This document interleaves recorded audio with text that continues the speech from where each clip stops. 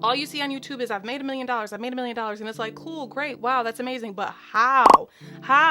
Everybody's showing you how much money they make, but they're not explaining exactly step by step how to do it. And you can't even think about the millions yet because you're just trying to make $50,000, $10,000 a month, hell, even $5,000 a month. You just want to start there. If that sounds like you, take a deep breath. I was exactly where you were not too long ago, and your girl is gonna help you. So make sure you hit the like button and subscribe. This just helps creators and business coaches like me to actually help teach people for free. Let's get into it. Let's just focus on how to make your first $5,000 a month on Shopify. And it's not as hard as you think it is. When you stretch out your goals like that, it makes it a little bit harder to actually obtain and hit them. So this is how I always teach people how to break them down. $5,000 a month equals $1,250 a week and only $178 a day. So when you break it down to only $178 a day, that's how you end up reaching the bigger numbers like I have into the $30,000, $40,000, $50,000, $60,000, $70,000 months, because you start small, you master that, and then you scale yourself forward. For rounding purposes, because you always want to shoot higher, we're going to start off with the goal of making $200 a day. So my current business goals to this day is $2,000 a day. I've been able to consistently hit over $1,000 a day every single day for the past couple years.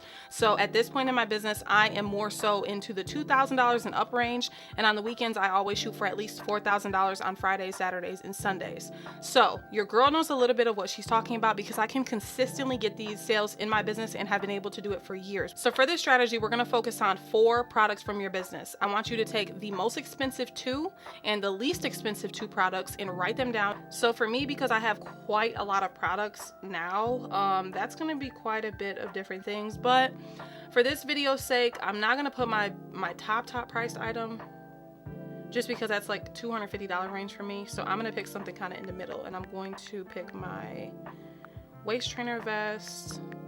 I'm going to do one of my fajas.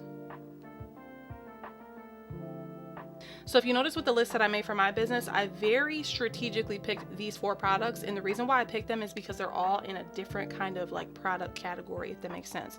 So I got the waist trainer vest, I have 1 faja, 1 panty, and 1 bra. And the reason why I want to do 4 different things is because not everything is going to work for every person. So if I focus on these 4 different products, not only am I giving variety, but I'm also targeting different people. And some of these people might want both things, but at least I know that my customer is going to want at least one of these things, okay? So try to do the exact same thing for your business and see how my price range varies. So I have a product all the way down to $29 and a product all the way up to $149. So first things first, you need to figure out what channels you want to advertise on. I'm gonna say limit yourself to 3, and these are the 3 that I would start with. It's Facebook, Instagram, which you can link those 2 together so it really counts as one platform. You're gonna do email marketing, and you're gonna do TikTok. These 3 platforms only. What you're gonna do is you're gonna plan out your entire week of content. We're gonna be posting every single day, but we're not gonna make it hard. You're gonna designate just a couple hours out of your day to batch create content for 2 weeks ahead. So you're only gonna have to do this twice a month. So because we have approximately 30 days in a month, we're gonna need at least 8 pieces of content for each one of these products, okay?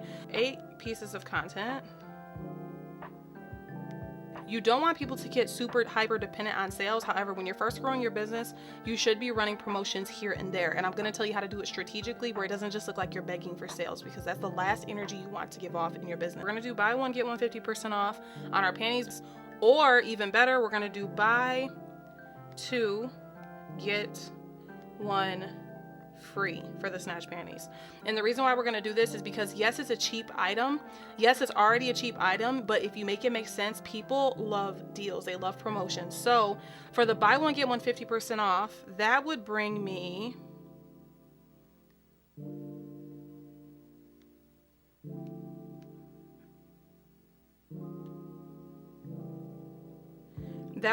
what, a $45 sale rather than a $30 sale, which is so much better.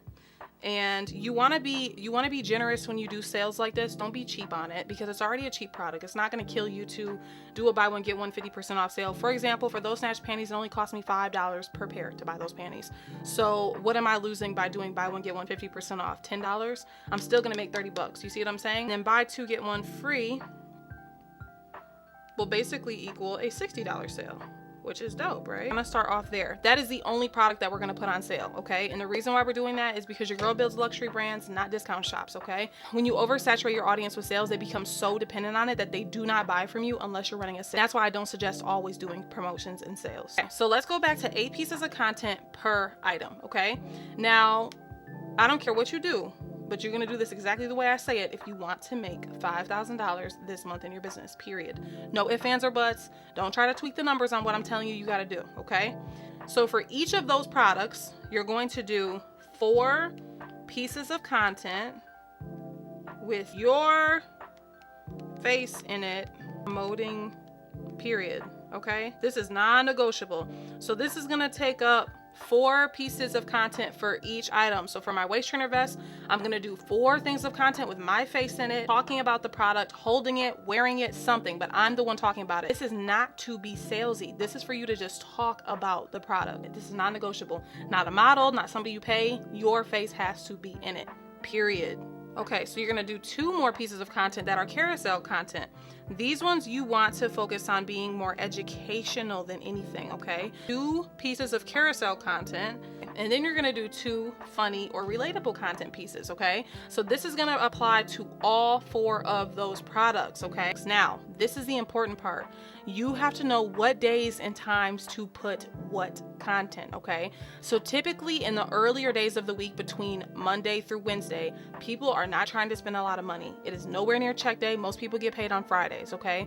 Those are the days I always suggest to post your sale. This is when I will be posting my buy one, get one 50% off panty or my buy 2, get 1 free panty. And you don't want to do it during work hours. You don't want to be posting during that 9 a.m. to 5 p.m. range because people are at work. So you're either going to post very early in the morning, you're going to do 8 in the morning, but I honestly suggest you to post in the afternoon, especially on Instagram, Facebook, and TikTok, because those are the times when people are relaxing, they're winding down, and they're playing on their phone. You're not going to constantly be posting back to back to back the exact same product. So what you're going to want to do is mix in your 2 lower cost products, which for me is going to be my seamless snatch panty and my bra, remember? So between those 2 products, I'm going to mix up the content that I've batch created. What you can do for your higher cost products is you can post some of the funny, relatable, and educational content for some of your more expensive content on some of those days, but your main focus is going to be those 2 lower cost items. So just make sure you're really pushing those and those deals earlier in the week, and try not to post your sale on your actual feed more than twice a week. You can pump it on your story, make different creatives.